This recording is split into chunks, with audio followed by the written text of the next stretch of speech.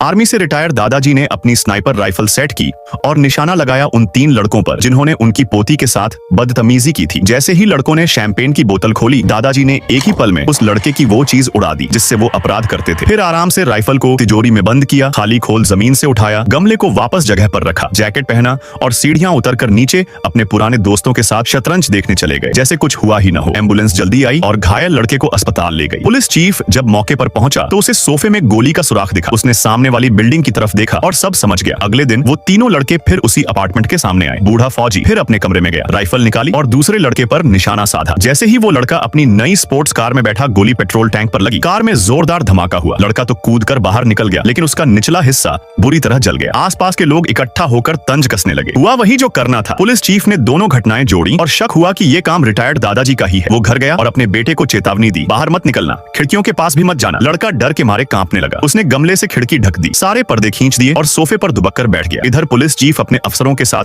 दादाजी के घर पहुंचा। पूरा घर छान मारा, कुछ नहीं मिला। जैसे ही वो जाने लगे, दरवाजे पर दस्तक हुई। लड़की की बुआ अपनी चाबी लेने आई थी। पुलिस चीफ उनके साथ उनके फ्लैट में गया और पर्दा हटाकर सामने वाली बिल्डिंग देखने लगा। अफसरों ने स्टोरेज लॉकर खोला। बूढ़ा फौजी पसीना पसीना हो रहा था, लेकिन अंदर कुछ नहीं था। खुद दादाजी भी हैरान थे कि तिजोरी में छुपाई राइफल गई कहां। पुलिस चीफ ने धमकी दी, अगर मेरे बेटे को कुछ हुआ ना तो 10 गुना वसूल करूंगा। दादाजी ने बस मुस्कुराकर कहा, बहुत देर कर दी साहब। आते आते ये सुनते ही चीफ के होश उड़ गए। उसे लगा उसके बेटे को कुछ हो गया। वो दौड़ता हुआ अपने घर पहुंचा, दरवाजा पीटने लगा। अंदर से कोई जवाब नहीं। गन निकाली और जबरदस्ती अंदर घुसने की तैयारी करने लगा। तभी अंदर से गोली चली। पुलिस चीफ का पेट में छेद। दरअसल उसका बेटा डर के मारे पागल हो चुका था और उसने अपने ही बाप पर गोली चला दी। तीनों लड़कों को सजा मिल गई। पोती के चेहरे पर फिर से मुस्कान लौट आई, लेकिन रिटायर्ड दादाजी अभी भी अनजान है कि उनकी राइफल गई तो गई कहां। क्या आपने भी कभी ऐसे डेयरिंग दादाजी देखे हैं?